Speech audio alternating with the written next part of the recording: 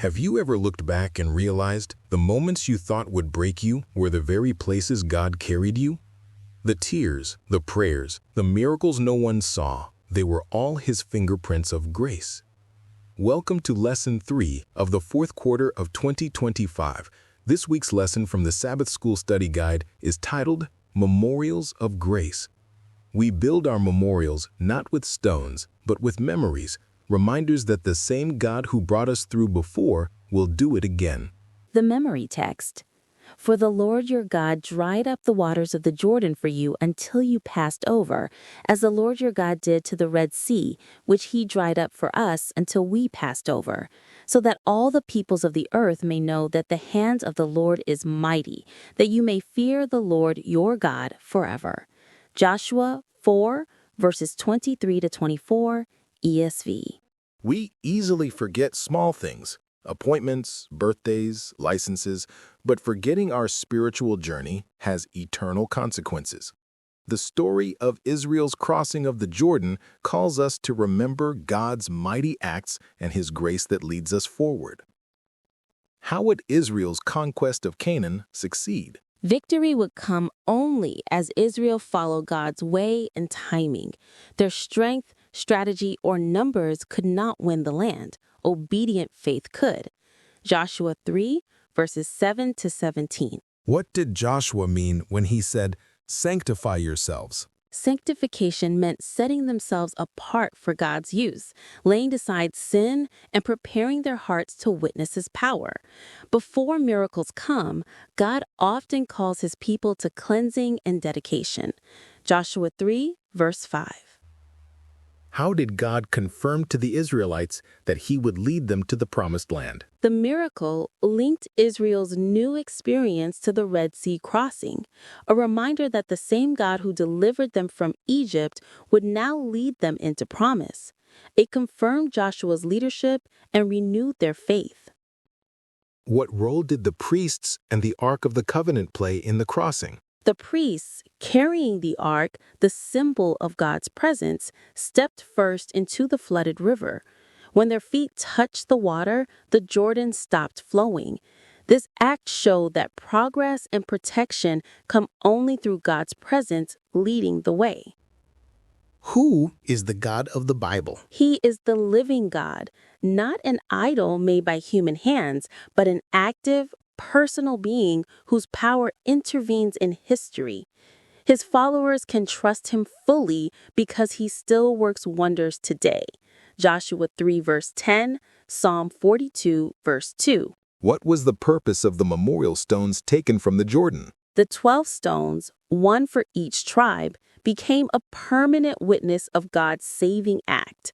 They reminded Israel and all nations that the Lord's hand is mighty and faithful to His covenant. Joshua 4, verses 6 to 7 and 20 to 24. Why is it important that the future question is asked personally?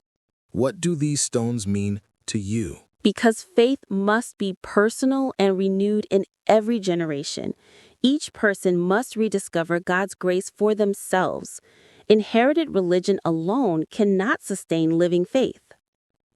How can faith in a miracle-working God remain alive? By retelling and reliving His acts through testimony, worship, teaching, and personal experience.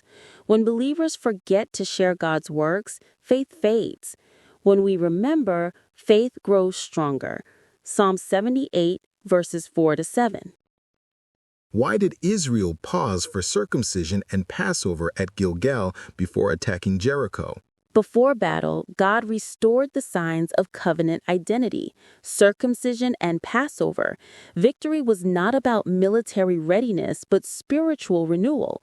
These acts reminded Israel that belonging to God mattered more than conquering Canaan. Joshua 5, verses 2 to 10.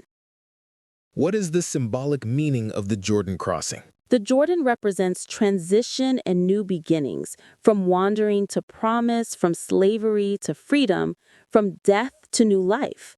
It prefigures baptism, in which believers pass from sin into the life of grace.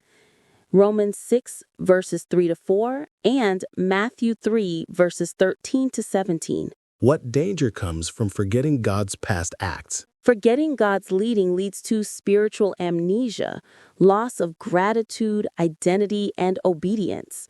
When Israel forgot, they turned to idols. When we forget, we repeat their mistakes. Judges 3 verse 7, Psalm 106 verse 13.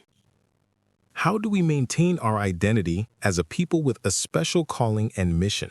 By refreshing both individual and community memory through worship, testimony, study, and service. Remembering keeps us aware of who we are and whose we are. Why must we always remember what Christ has done for us? Because remembering the cross gives power for present obedience and hope for future mission. Every act of communion is a living memorial. Do this in remembrance of me.